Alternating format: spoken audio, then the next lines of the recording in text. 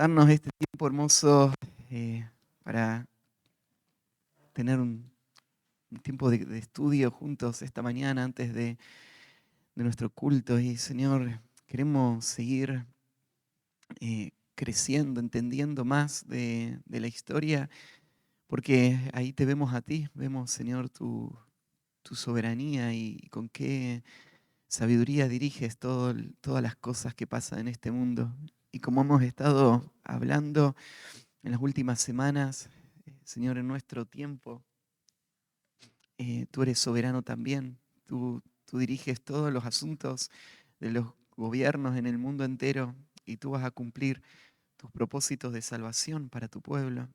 Y Señor, gracias porque tú nos das todas estas verdades para que nuestro corazón pueda reposar y descansar y no afanarse y ver, Señor, tu grandeza. Y Señor, gracias también por la iglesia, gracias porque tú eres soberano también aquí y tú estás edificando tu iglesia y las puertas del Hades no van a prevalecer contra ella. Aún, Señor, en medio de nuestros fracasos y pecados, tú eres aún mayor que eso, Señor, y tú no fracasas y tú vas a eh, terminar la obra que comenzaste. Y en eso encontramos gran consuelo también y seguridad. Y Señor, hoy estamos acá para adorarte, para reconocerte como nuestro Dios, para profesar nuestra lealtad a ti y Señor, declarar que queremos vivir para ti. Ayúdanos a que todo lo que hagamos hoy pueda eh, exaltarte. Señor, que cada conversación que tengamos también pueda ser de edificación y que pueda alentarnos a seguir avanzando. Gracias, Señor, por la vida de cada hermano. Gracias por la obra que estás haciendo en sus vidas. Y guíame ahora para poder compartir tu palabra, tu verdad de forma clara y fiel. Y te encomendamos todo esto a ti. En el nombre de Jesús. Amén. Bueno, otra semana de vacaciones tuvieron, ¿no? No hubo tareas. Y eso me pasó porque cuando arrancamos yo suelo planear todas las tareas y en este periodo no lo hice y dije, bueno, después las voy haciendo. Y fue una trampa. Ahora no lo he estado haciendo estas últimas semanas, así que ustedes están sin tareas. Bueno, por lo menos la lectura del apunte la están haciendo. ¿Sí? Algo de contacto con la materia tuvieron. Voy a intentar esta semana pasarles ahí una tareita para que puedan tener algunas herramientas más para seguir avanzando.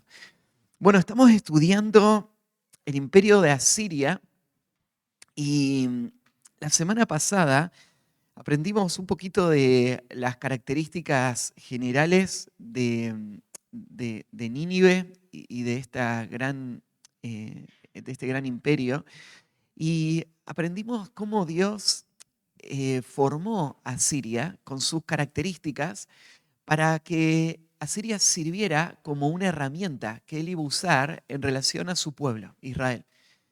Y una de las cosas que veíamos con Asiria es que Dios está dirigiendo los asuntos aún de las naciones más perversas de este mundo, porque nada se escapa de su control y Dios usa todo para un propósito que tiene a su pueblo como centro.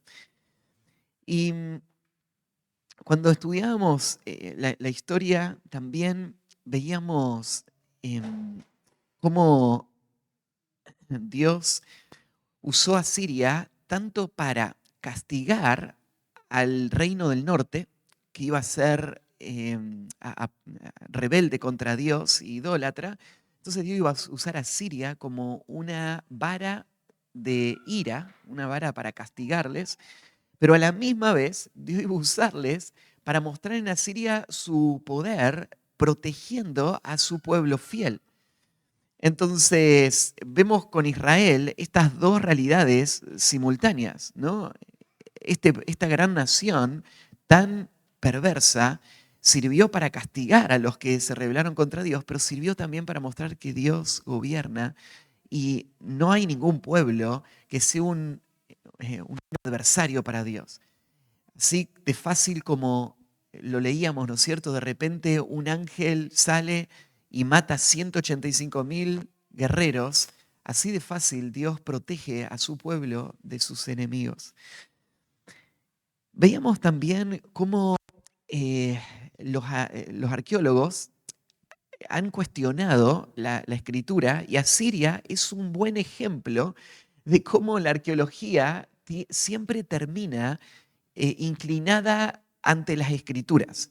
La arqueología, aunque en algún momento puede parecer desafiante y puede parecer que tiene argumentos para negar la Biblia, al final no hay ninguna evidencia histórica de que, no haya, que haya errores en la Biblia. Toda la Biblia es verdadera históricamente también, y Asiria es un buen ejemplo. La ciudad de Nínive es un buen ejemplo, el tamaño de la ciudad de Nínive, ¿se acuerdan que hablábamos que fue cuestionado? Y aún ese monumento donde aparecía todas las conquistas que había hecho Sennacherib sirvió para mostrar la precisión de la escritura en este hecho, ¿no? De la muerte de ese ejército y que no pudieron tomar el control de Israel. Hay otro dato arqueológico que también quería mencionarles, que está ahí en la próxima página. Hay una fotito y el título del túnel de Ezequías. Este es uno de los lugares turísticos en Jerusalén. Cuando uno va, le llevan a ver este estanque, porque este estanque también es como una máquina del tiempo que te lleva al tiempo de Ezequías. ¿Se acuerdan lo que pasó con Ezequías? La semana pasada contábamos que cuando Sennacherib llegó y creyó que iba a arrasar Jerusalén, igual que había arrasado a Samaria, y Ezequías no tenía ninguna fuerza, ningún aliado, no había nadie que pueda protegerle, Ezequías oró delante de Dios, puso las cartas y Dios les protegió, matando a todos esos soldados.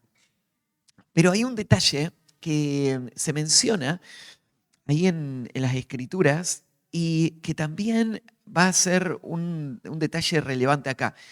La pregunta es, ¿estuvo sitiada Jerusalén? De hecho, ¿vino Sennacherib a tratar de conquistarla? Y el túnel de Ezequías es un testimonio de que sí. Lo que pasó fue que,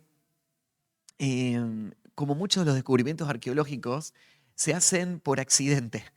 Y en este caso, ¿no es cierto?, un niño que estaba jugando y cayó a un estanque y cuando lo estaban sacando al niño, encontraron una abertura que cuando la empezaron a investigar dio paso a un túnel y empezaron a pasar por ese túnel y descubrieron una inscripción que relacionaba este túnel con el tiempo de Ezequías. Lo que pasó fue que Ezequías escuchó que estaba viniendo Sennacherib y la forma de protegerse en aquel tiempo no tenían ejércitos grandes ni tenía armamentos, entonces lo que tenían que hacer era trincherarse. La ciudad tenía murallas y por eso tenían una cierta ventaja, así que se atrincheraron. Pero el problema de las ciudades es que vos te puedes atrincherar, pero si te rodean, tarde o temprano vas a tener que ceder porque vos necesitas comer, necesitas tomar agua. Así que lo que hacen las ciudades es aprovisionan lo más posible con toda la comida que pueden para tratar de sobrevivir lo más que pueden y esperar a que algo pase. Que ese ejército se desanime, que deje el sitio. Y los sitios solían tardar mucho tiempo. Había ciudades que podían estar sitiadas por décadas. O sea, no sé, 15 años, un ejército rodeando una ciudad hasta que esa ciudad al final se rendía. Entonces, por ejemplo, si vos mirabas la ciudad de Babilonia, se consideraba una ciudad inconquistable, en parte porque el río Éufrates cruzaba por el medio de la ciudad. Era una ciudad enorme y era una ciudad que tenía una fuente de agua que era perpetua, ¿no es cierto? Y tenía la capacidad de autosustentarse. Entonces vos podías poner un ejército 100 años alrededor y esa ciudad podía sobrevivir. No tenía que abrir las puertas. Entonces se creía que era una ciudad inconquistable. La ciudad de Jerusalén tenía pozos de agua, pero los pozos estaban fuera de las paredes de la ciudad. Entonces lo que hizo Ezequías fue hacer un pozo, un túnel, que conectara la ciudad con uno de estos pozos de agua que estaban afuera de la muralla. El túnel tenía 510 metros de largo. Imagínense en esa época sin retroexcavadoras, este túnel era una obra faraónica, era tremenda, ¿no es cierto?, lo que se iba a hacer. El ejército estaba viniendo, así que no tenían mucho tiempo para hacerla, así que lo que hicieron fue comenzar el túnel de los dos extremos a la misma vez, porque o sea, si vos estás haciendo un túnel solo puede estar cavando el que está adelante, ¿no es cierto? Entonces no se puede avanzar muy rápido. Entonces arrancaron de los dos extremos a la misma vez. Y una de las cosas que asombra a los arqueólogos hasta hoy es que cómo lograron coincidir las dos puntas, ¿no? Ese es el problema de los albañiles, ¿no es cierto? Cuando quieren pasar algo de los dos lados, ¿cómo le pegás al punto, ¿no es cierto? Si te cuesta en una pared arrancar de los dos lados, imagínate 510 metros, ¿cómo llegás al mismo punto y te encontrás? Y de hecho encontraron el lugar donde se chocan los dos caminos y creo que solamente hay 20 centímetros de diferencia entre los dos puentes, entre los dos túneles que hicieron. Pero la cuestión es que se hizo este túnel y este túnel es una de las evidencias más que respaldan la historicidad de las escrituras, que muestra que el hecho sucedió. Ezequías realmente se atrincheró, Sennacherib vino.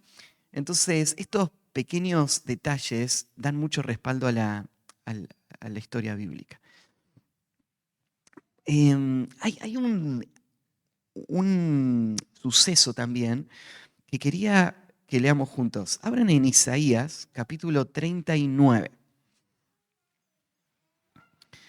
Isaías 39. Leímos, ¿se acuerdan la semana pasada? En el capítulo 36 y 37, la invasión de Sennacherib. Y vimos cómo Dios le dio esa gran victoria. Yo les conté que Ezequías fue un rey piadoso que trajo uno de los avivamientos al reino del sur. Así que esto fue algo muy, muy valioso en su vida. Pero al final de su vida hubieron situaciones que empañaron ese hombre de fe y dependencia en Dios y hicieron que los últimos años de su vida sean años más bien tristes, de malas decisiones, que terminaron llevándole a él a quedar también como un hombre que por su incredulidad y su falta de temor a Dios terminó afectando a la nación. Y el capítulo 39 de Isaías nos cuenta una situación que tiene una importancia histórica grande y quiero que la leamos. Dice ahí en el versículo 1, en aquel tiempo, Merodac Balaam, hijo de Baladán, rey de Babilonia, envió cartas y presentes a Ezequías, porque supo que había estado enfermo y que había convalecido. Quiero ponerte de nuevo en el contexto. Asiria era la capital. Asiria era la capital de... Papi, hay alguien atrás. ¿Querés ir a ver? Asiria era la capital del mundo, era el imperio poderoso y tenía a todos los demás pueblos controlados. Entonces, Sennacherib fue a pelear contra Jerusalén y era una más de sus conquistas. Pero muchos pueblos estaban esperando que de alguna manera se pudiera socavar o destruir el poder de este imperio que estaba dominando a todos. En Babilonia en ese tiempo no era una megapotencia, Babilonia estaba también bajo la influencia de Asiria, y entonces estaba buscando una forma de sacarse esa presión. De repente se corre la voz de que Sennacherib había ido a Jerusalén y que había rodeado la ciudad y que Jerusalén había destruido por completo todo el ejército asirio. Y que Sennacherib se había vuelto a Nínive y entonces esta noticia corre el mundo. Esto que vos lees acá en el versículo 1, tenés que leer entre líneas. Vos decís, ¿qué le importa al rey de Babilonia que está enfermo el rey de Jerusalén? En realidad, esta es una movida política. Lo que él está pensando es eh, ¿qué, qué hizo Jerusalén para poder tener esta gran victoria? Y está pensando que Jerusalén puede ser un aliado para poder destruir a Sennacherib y a los asirios. Entonces, esta embajada que lleva los presentes es una movida política. ¿Qué es lo que significa esta visita? Esta visita es una alianza, es un intento de hacer una alianza con Israel para poder ir y destruir por completo a Siria. Ezequías, dice, versículo 2, se regocijó con ellos y les mostró la casa de su tesoro, plata y oro, especias, ungüentos preciosos, toda la casa de armas y todo lo que se hallaba en sus tesoros. No hubo cosa en su casa y en todos sus dominios que Ezequías no le mostrase.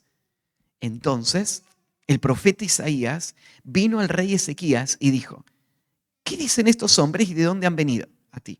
Ezequías respondió, de tierra muy lejana han venido a mí, de Babilonia. Dijo entonces, ¿qué han visto en tu casa? Y dijo Ezequías, todo lo que hay en mi casa han visto, y ninguna cosa hay en mis tesoros que no les haya mostrado. Entonces dijo Isaías a Ezequías, oye palabra de Jehová de los ejércitos. He aquí vienen días en que será llevado a Babilonia todo lo que hay en tu casa, y lo que tus padres han atesorado hasta hoy, ninguna cosa quedará, dice Jehová. De tus hijos que saldrán de ti y que habrás engendrado, tomarán y serán eunucos en el palacio del rey de Babilonia. Y dijo Ezequías a Isaías, la palabra de Jehová que has hablado es buena. Y añadió, a lo menos haya paz y seguridad en mis días. Este es el final trágico de este hombre. Dios, en el momento de mayor tensión, él, cuando la ciudad estaba rodeada, hizo lo que un hombre piadoso que confía en el Señor hace, ¿no? Va delante del Señor, clama a Dios y espera en Él. Y Dios responde, Dios le salva. Dios mata a todos sus enemigos. Pero ahora pasa el tiempo, se corre la noticia de lo que había pasado ahí en Jerusalén. Y vienen los enemigos o los babilonios a buscar una alianza con Él. Y en un sentido lo que hacen ellos es adular a este hombre, es mostrarles cuidado e interés, pero claro, esto es una movida política. Entonces, ¿qué significa que él demuestra todos sus tesoros? Bueno, lo que significa es que estos hombres que están viniendo para hacer esta alianza, ahora este rey está fanfarroneando, ¿no? Está mostrando toda su grandeza, está mostrando todas las riquezas, está mostrando todo lo que él considera ser el poder que ellos tienen como nación. Él le está diciendo, sí, eh, nosotros somos ese pueblo del que ustedes escucharon, ¿no? Y miren toda nuestra grandeza. En la confrontación de Isaías, ¿por qué Isaías pregunta qué han visto? Está yendo justamente a esto, ¿no, Isaías? ¿Qué le dijiste a esta gente? ¿Qué es lo que debería haber dicho Ezequías? Ezequías debería haber dicho, no hay nada de especial en mí. Nosotros somos un pueblo, ¿no es cierto?, insignificante. Sennacherib hubiese arrasado, pero Dios nos protegió. Y le hubiese contado la historia, ¿no?, de ese ángel de Jehová que salió. Pero Ezequías no habla de Dios. Ezequías le muestra sus tesoros, su capacidad, sus armas, su grandeza. Y entonces, este va a ser su gran tropiezo. Su tropiezo fue no honrar a Dios y no reconocer a Dios como la fuente de toda su victoria. Y entonces la Escritura dice, ¿no?, que Dios es un Dios celoso. Él no le va a dar su gloria a nadie más. Él es un Dios que resiste a los soberbios y da gracia a los humildes. Entonces, cuando hubo un hombre humilde que delante de Dios lloró y clamó, Dios le dio gracia. Ahora que hay un hombre soberbio que está confiando en su grandeza, en su poder, en sus riquezas, Dios lo va a vaciar de todo. Y entonces la profecía esta es un día los babilonios, que en ese tiempo no eran nadie, En ese tiempo los babilonios eran un pueblo más dominado por los asirios. Pero ¿qué es lo que va a hacer Dios? Dios va a hacer crecer a los babilonios. Pensá en esto. Yo les decía, Dios gobierna sobre todos los pueblos. En un momento yo les preguntaba, ¿por qué existió un imperio que se llamó Asiria? Existió porque Dios quería crear una vara de ira. Y Dios creó a Asiria para eso. Te hago esta pregunta, ¿por qué existió un imperio que se llamó Babilonia? Dios creó todo el imperio babilónico solamente para cumplir esta profecía que lees acá. Dios creó el imperio babilónico para mostrarle a un hombre y a un pueblo y a todos los hombres de fe y hasta nuestro tiempo que el cielo gobierna, que Dios resiste a los soberbios y da gracia a los humildes. Dios levantó el imperio babilónico para que este pueblo insignificante lleve todo lo que había en Jerusalén y se lo quite a Israel como un juicio por la soberbia de un rey. ¿Sí? Entonces, el que haya un imperio babilónico no es casualidad. Dios lo hizo en respuesta a este pecado, al pecado de Ezequías. Vamos a estudiar después un poquito más, bastante más sobre Babilonia y cómo esto se va a cumplir en la profecía, pero en una serie de conquistas que se hicieron de Israel, va a pasar todo lo que dice acá, ¿sí? Todas las riquezas van a terminar allá en Babilonia, todo lo que había en el templo, todo lo que había en los palacios y todas las personas, todos los hijos de los príncipes, entre ellos Daniel, ¿no es cierto? Y los demás que son llevados. Entonces, la historia del mundo no es caótica, no es aleatoria. La historia del mundo es guiada por un Dios que mueve todas las piezas para cumplir sus propósitos. Eh, Algo más que, como un paréntesis, quiero mencionar en cuanto a Nínive, que no quiero dejar y pasar por alto. Nos hemos estado enfocando bastante en la parte histórica, pero quiero dar un detalle más en la parte arqueológica. Ahí en el apunte yo le puse la gran biblioteca de Nínive y el relato de Génesis. Si leyeron el apunte, ya leyeron sobre esta gran biblioteca.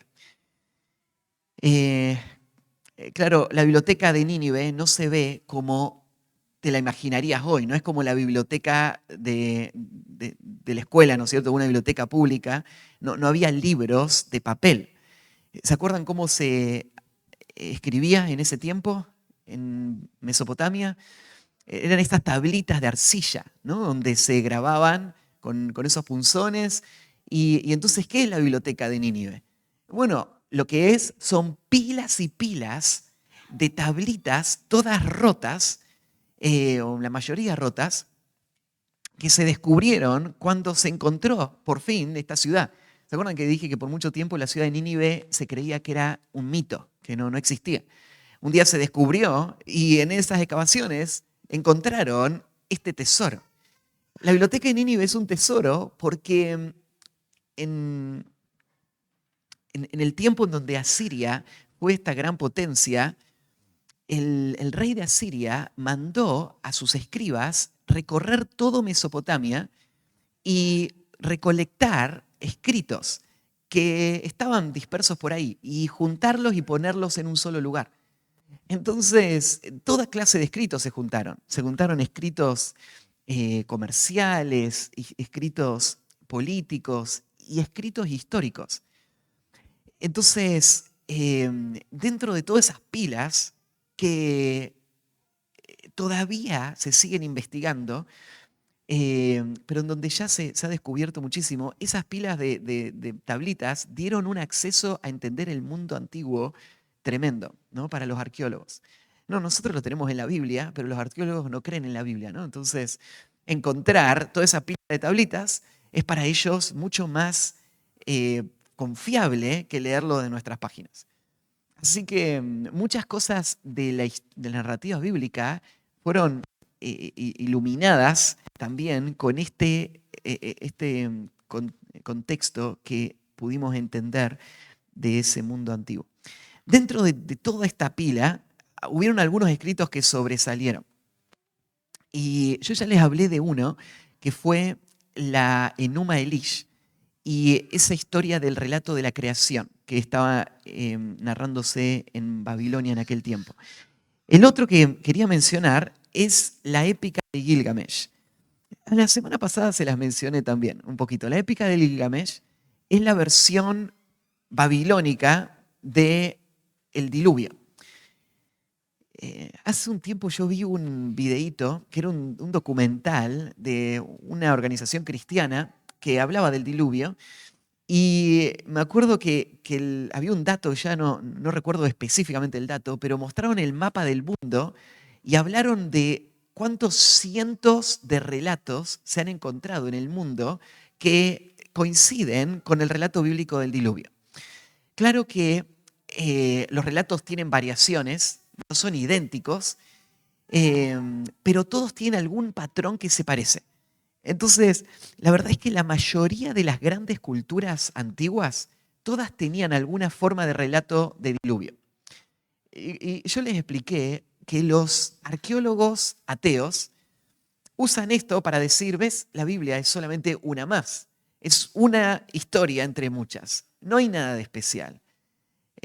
Muchos hablaron del diluvio. Entonces lo que hizo Moisés fue solo copiar lo que las culturas de ese tiempo ya creían y hacerlo pasar como que él era el representante del Dios verdadero que había traído ese diluvio.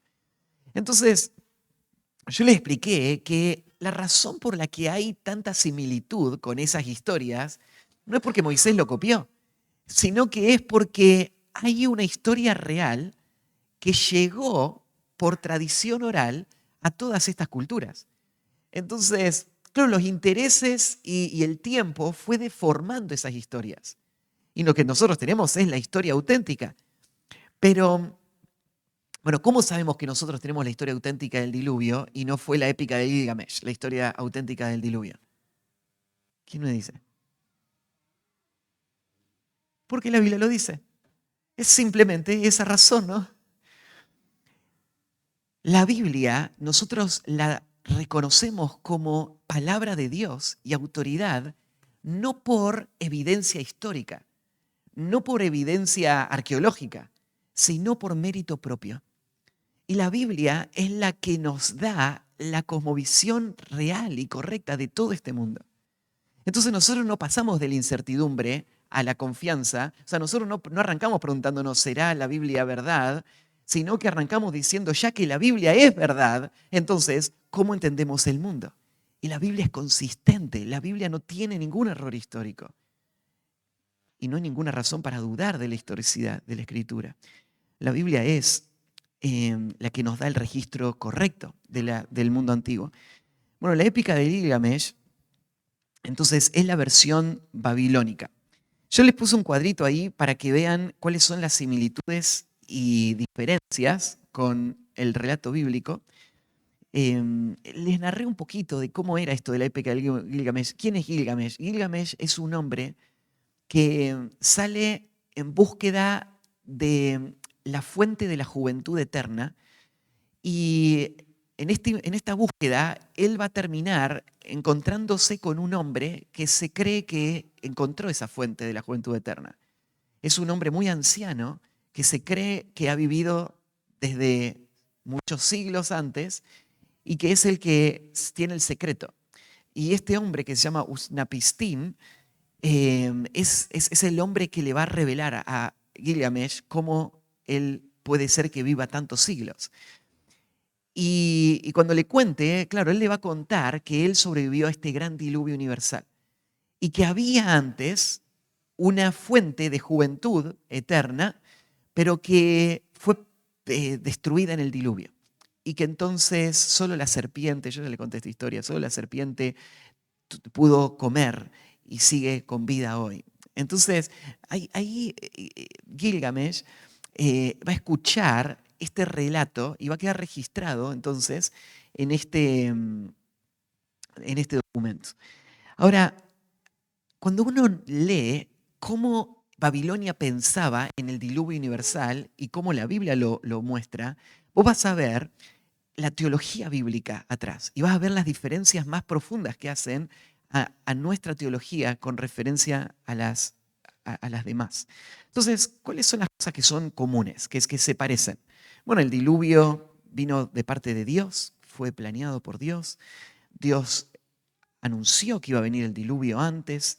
Este diluvio tenía que ver con problemas o defectos que había en el hombre y por eso Dios lo trajo. El hombre es instruido a construir un barco. Tanto Ushnapistín como Noé fueron guiados por Dios a construir un barco para salvarse. Las causas físicas del diluvio fueron dadas, se explica cómo iba a ser que se iba a inundar toda la tierra. La duración del diluvio es dada, se explica cuánto duró ese agua sobre toda la tierra. El hombre y su familia van a ser salvados, no solamente él, sino hay un grupo que es su familia. El barco termina en una montaña, se van a soltar pájaros. Se menciona el momento en que se sube al barco y se baja del barco. Después hay un momento de adoración a Dios después de la salvación y hay bendiciones que van a venir para este hombre. Entonces, fíjate cómo aún en una cultura pagana hay elementos de la historia verídica que llegaron, ¿sí? Aún en esos mitos, yo le decía, los mitos tienen elementos verdaderos, ¿sí? Deformados, por supuesto, pero estos son los elementos verdaderos de la épica de Gilgamesh. ¿Cuáles son las cosas distintas que no se parecen? Bueno, en primer lugar, en la época de Gilgamesh encontramos muchos dioses que están debatiendo, mientras que en la escritura tenemos a un solo Dios justo y soberano que está dirigiendo todo. Cuando vos mirás, todas las culturas del mundo tienen una visión de la realidad que incluye una tensión y una lucha que va determinando lo que pasa. Entonces, todas las culturas del mundo miran la realidad no como el resultado de un Dios que controla todo de manera soberana, sino de un Dios que está en tensión, o muchos dioses que están peleando entre ellos. Y entonces lo que vemos pasar es el resultado de esas tensiones. La teología bíblica es un contraste a todo eso. Porque nosotros no vemos el mundo como una tensión entre muchas fuerzas que están determinando lo que va a pasar. Nosotros miramos el mundo y vemos que todo lo que pasa, cada detalle, todo lo que pasa en ese mundo político que ves ahí cuando prendés la tele, todo lo que pasa en el mundo económico, todo lo que pasa en tu familia, todo lo que pasa en la creación, todo eso, vos ves a un Dios sentado en el trono que está en perfecta paz, que está en control de todas las cosas, haciendo que todas las cosas sirvan para sus propósitos. Esa es la cosmovisión del creyente. Cada vez que vos ves este mundo como en conflicto, en tensión o a la deriva, lo que vos hiciste fue abrazar la cosmovisión pagana. Es como el mundo piensa de lo que está pasando ahí afuera, ¿sí? Entonces, esa es una gran diferencia. La segunda diferencia es que el relato de Génesis, del diluvio, tiene que ver con un juicio moral hecho por un Dios justo sobre los hombres pecadores. Mientras que en la épica de Gilgamesh se presenta un grupo de dioses que se enojan con la raza humana porque quieren dormir y están haciendo demasiado ruido. Así que lo que mueve el diluvio en la épica de Gilgamesh es los intereses caprichosos de dioses que viven para sí mismos, ¿no? Entonces, hay mucha gente en el mundo. Hay que destruirlos a todos para que haya menos gente. Ahora, ¿por qué los babilonios llegaron a pensar eso? Que esa fue la razón por la que los dioses destruyeron el mundo. Claramente, antes del diluvio había mucha gente en el planeta Tierra. ¿Cuánta gente? No sabemos exactamente, pero desde la creación hasta el diluvio pasaron cerca de 2000 años. Un poquito menos de 2000 años. En esos años, gente que vivía 1000 años y gente que no estaba tan afectada por el pecado físicamente, hizo que la población creciera de manera tremenda. No estaban todas las enfermedades que hoy existen y entonces la población creció muy rápido. Algunos estiman que antes del diluvio había tal vez 10.000 millones de personas. O sea, más personas de las que hoy hay en el planeta Tierra habían antes del diluvio cuando se destruyó. Entonces, claro, los babilonios recibieron algo de esa información, ¿no? A través de Noé y a través de sus hijos, de lo que había sido el mundo antes y de lo que es ahora. Entonces ellos piensan, por eso Dios quiso destruirlo, ¿no? Había mucha gente y los dioses querían dormir. Esto es importante porque la teología bíblica tiene que dar una explicación a este acto que de otra manera parecería tan atroz. O sea, pensá así. Si Hitler mata 6 millones de judíos, lo tomamos como el más vil y cruel tirano que existió en el mundo. Pero Dios mata 10.000 millones de personas, todos los niños, mujeres, todos los mata. ¿Por qué lo tenemos que ver a Dios como alguien bueno? Hay que dar una explicación por esto, ¿no? En la historia de Babilonia se ve a dioses perversos, que no le importa la destrucción de toda esa gente, ¿no? Que solo están pensando en sí mismos.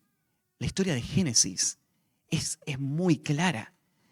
Y entonces vos lees Génesis 6 y hay un justificativo de esta destrucción masiva, ¿no?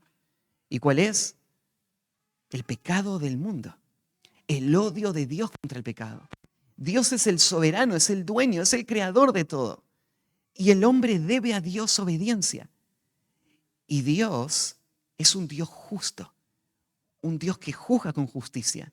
Entonces la magnitud de su juicio no es desproporcional con la profundidad del pecado de la humanidad.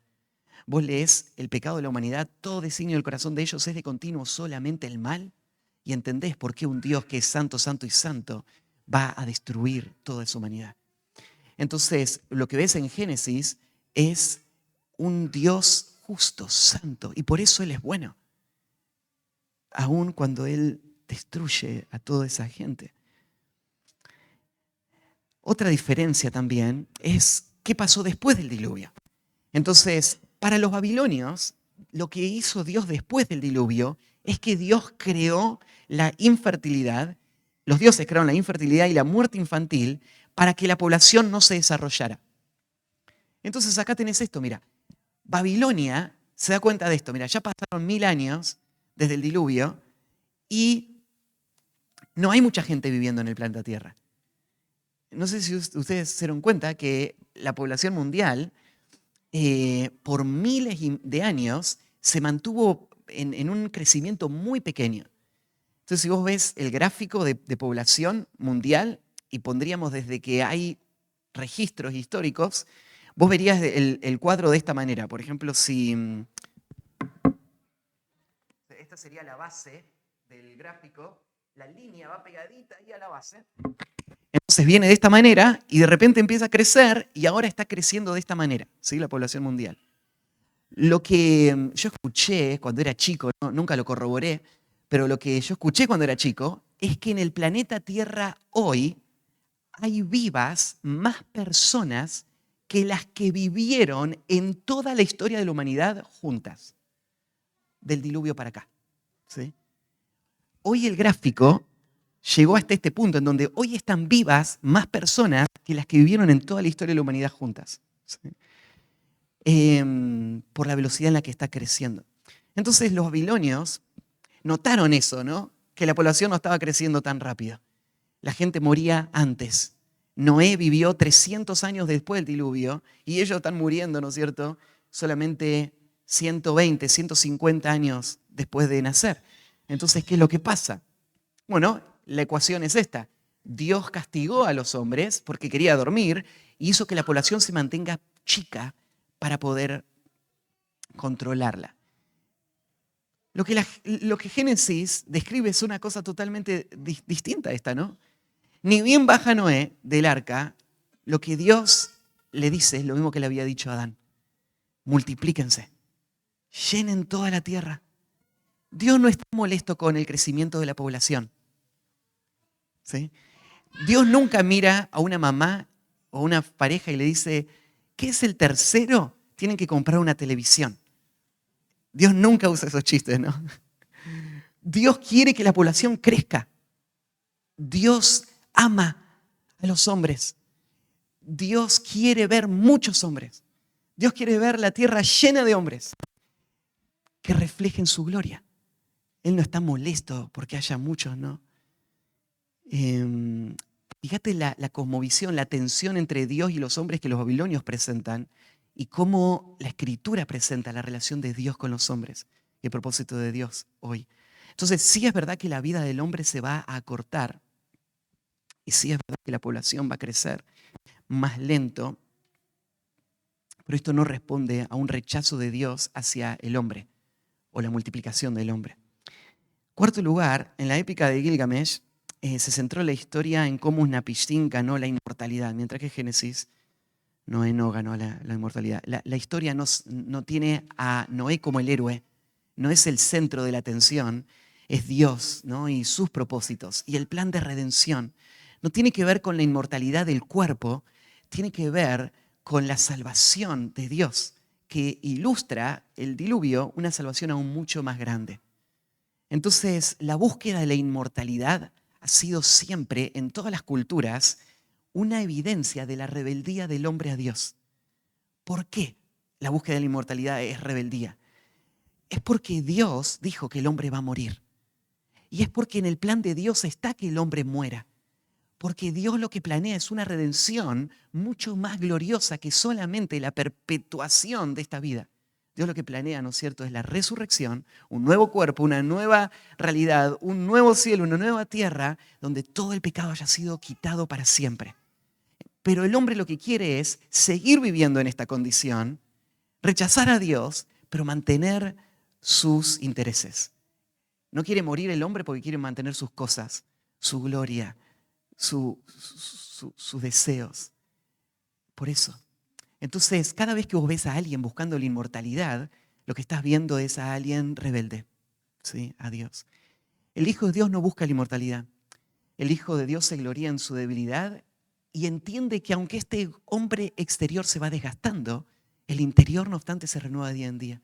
Y entonces, más quisiera estar ausente del cuerpo y presente al Señor. El Hijo de Dios más bien anhela las promesas de un nuevo cuerpo y una nueva realidad. Entonces vos ves ahí una cosmovisión totalmente distorsionada. Es la misma historia, pero contada totalmente distinto, basado en principios totalmente distintos, una visión de Dios totalmente distinta. La bíblica es la verdadera, ¿sí? Bueno, déjeme cerrarlo a Siria con lo último que quiero señalar. No tenemos tiempo para mirar los pasajes. Quiero dejar un minutito ahora para responder preguntas. Pero, ¿cómo terminó la historia de Asiria? Claro, Dios formó al imperio asirio para que sea su vara de juicio contra Israel. Dios quería que Asiria sea cruel.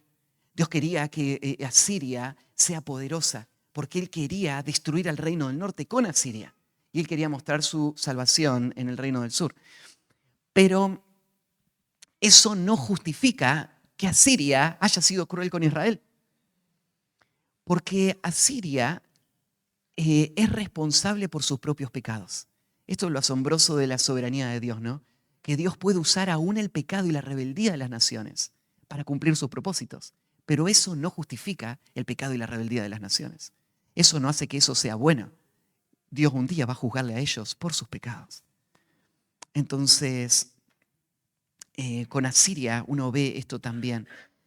Dios le advirtió a Asiria de las consecuencias que iban a venir por levantarse contra Israel.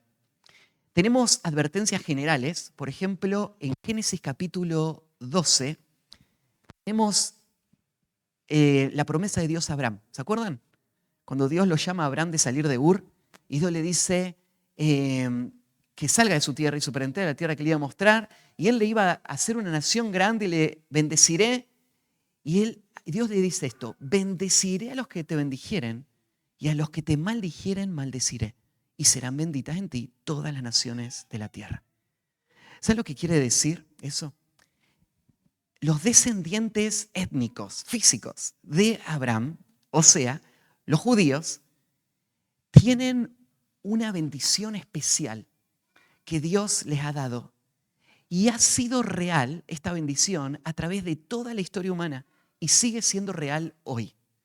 Bendeciré a los que te bendijeren y maldeciré a los que te maldijeren es una advertencia de Dios a todas las naciones del mundo, advirtiéndoles en cuanto a cómo van a tratar a la nación de Israel. Ahora, puede ser, aún en nuestro tiempo, que la nación de Israel hoy esté en rebeldía contra Dios. Puede ser que esté siendo juzgada por Dios. Puede ser que Dios esté usando pueblos perversos para castigar a Israel por su rebeldía. Eso es verdad. Pero hay de aquellos que se levantan contra el pueblo judío. Hay de ellos. Porque tal como Asiria, van a recibir las promesas de Génesis 12. A los que te maldijeren, maldeciré. ¿Sí? Y ustedes pueden verlo en hechos históricos hoy y pueden estar seguros que Dios va a castigar a todas las naciones que peleen contra Israel, ¿sí? O que se levanten en contra de Israel en su tiempo. Porque esto es una promesa universal. Pero también hay promesas específicas que hicieron los profetas contra Siria y contra Nínive. Ahí yo les puse en el apunte las citas en Isaías, en Sofonías y en Nahum, en donde aparecen detalles muy específicos. Cuando los profetas empezaron a hablar en contra de Siria, parecía algo imposible. De hecho, lo que pasó con Jonás fue también un testimonio de que si Asiria se arrepentía, Dios iba a perdonarles. Pero Asiria, el arrepentimiento que pasó con Jonás solo duró unos cuantos años, solamente una generación. Una generación después de todo ese avivamiento, Asiria volvió a la misma realidad que tenía antes y terminó siendo juzgada por Dios como fue anunciado. Entonces, las profecías de estos pasajes son muy directas, muy claras. Miren, por ejemplo, Sofonías, capítulo 2, versículo 4.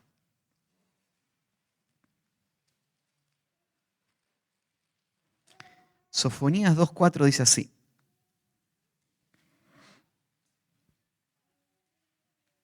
2:14, perdón. 2:14. Miren el versículo 13. Cuando el pastor dice uno de estos libros de los profetas menores, ¿no es cierto? Empezás a pensar, ¿dónde quedaba este libro? Versículo 13 dice así. Y extenderá su mano sobre el norte y destruirá a Siria y convertirá a Nínive en asolamiento y en sequedal como un desierto. Rebaños de ganado harán en ella majada, todas las bestias del campo, el pelícano también, y el erizo dormirán en sus dinteles, su voz cantarán en las ventanas, habrá desolación en las puertas, porque su enmaderamiento de cedro será descubierto. Esta es la ciudad alegre que estaba confiada, la que decía en su corazón, yo y no más, cómo fue asolada, hecha guarida de fieras. Cualquiera que pasare junto a ella se burlará y sacudirá su mano. Esta destrucción total de esta ciudad parecía algo imposible. Sería como que digas hoy, algún día la ciudad de París va a ser un lugar donde van a criar vacas. Pues sí, ¿cómo es? Eso es imposible. ¿Cuántos siglos lleva? ¿Cuántos edificios hay ahí? ¿Cómo esto podría pasar? Decir esto de Nínive, la ciudad más grande de todo el mundo antiguo, era algo impensable. El hecho de las ovejas paciendo ahí es un cuadro muy gráfico que hasta el día de hoy uno puede ir y notar. Yo le puse una fotito de cómo se ve Nínive hoy, ¿sí? Todos esos agujeritos que se ven ahí, esos son arqueólogos que están buscando, ¿no?, lo que hay ahí abajo. Y bueno, no queda nada. Por eso creían que la ciudad era un mito, porque realmente fue asolada como la Biblia lo advirtió. Entonces, no hay ningún lugar en donde vos puedas estar seguro contra la ira de Dios, más que solamente en el arrepentimiento y en la salvación. No importa qué grande seas, cuántos recursos tengas, Dios humilla a los soberbios y da gracia a los humildes. Dios arrasó esta ciudad, este imperio, para demostrar que Él gobierna. Entonces, Dios lo va a seguir haciendo en nuestro tiempo también. ¿Sí? Muchas lecciones para aprender de la historia. Bueno, ¿qué piensan? ¿Alguna pregunta o comentario antes de terminar? Tomamos un minutito para eso.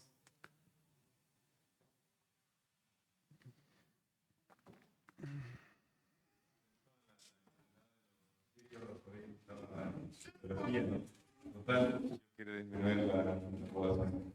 Sí. Le hacemos un favor a Dios. Sí.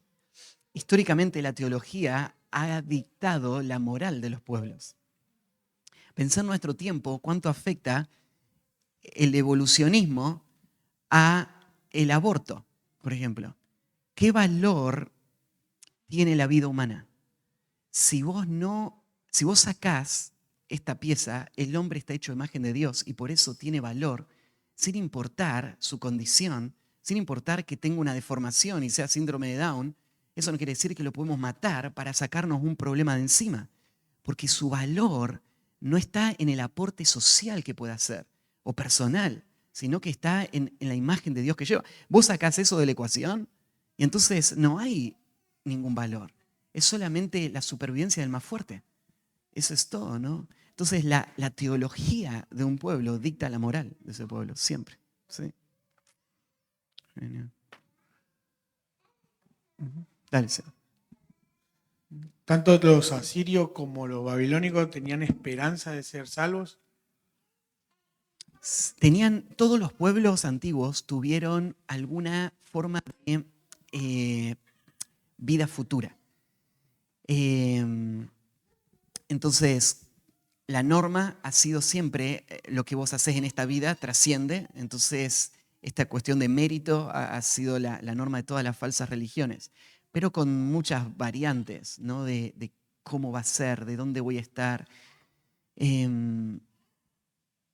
Por ejemplo, sí, estoy tratando de recordar, si me acuerdo de detalles de cómo era su visión del futuro, pero recuerdo el de otros pueblos, pero no recuerdo de los asirios, la verdad, cómo era. Pero sí, no hay pueblos que crean en la aniquilación del cuerpo y del alma, que no crean en una trascendencia a la vida futura.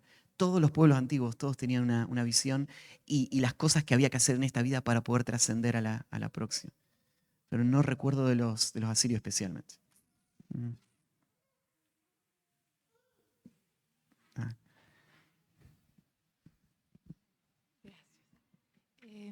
Muchos expedicionarios aseguran haber hallado los restos del arca de Noé, ¿no es cierto? Ajá.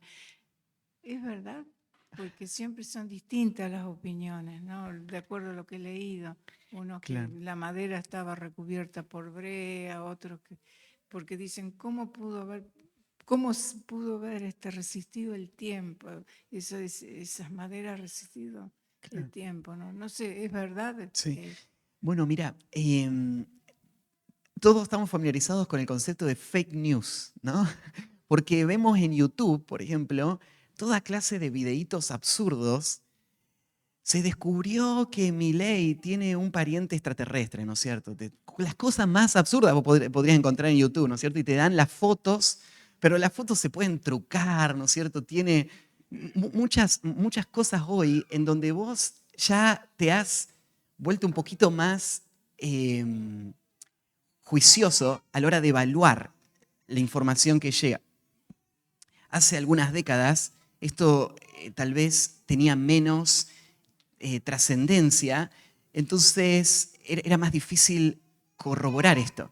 Yo me acuerdo cuando estaba en Palabra de Vida, un predicador se paró en un culto y estaba predicando y estaba diciendo el infierno existe realmente. Y como evidencia de que existe el infierno, allá en Rusia se hizo un pozo para una perforación, no sé de qué querían sacar. Y hicieron el pozo y fue tan profundo el pozo que en un momento se quedó sin fondo y metió una sonda y escucharon esto. Y reprodujo el predicador en el culto gritos y alaridos, ¿no es cierto? De, ¡guau! ¿No es cierto? Ahí está el infierno. El infierno realmente existe. Y todos los alumnos ahí, es verdad, tenemos que salir a predicar el evangelio, el infierno realmente existe. Escuché los gritos del infierno. Claro, después se supo que el hombre que hizo circular esos audios, él mismo dijo, lo hice circular para ver hasta dónde llegaban estas noticias falsas, ¿no es cierto? Y qué tan crédula es la gente. Él creó ese sonido y todo era un invento. Él usó fechas, lugares para dar credibilidad, pero era todo falso, ¿no es cierto? Entonces, ¿qué es verdad? ¿Qué es falso? Bueno, la verdad es que el arca encontrada en el monte de Arad no es un hecho que esté documentado de forma objetiva con fuentes confiables.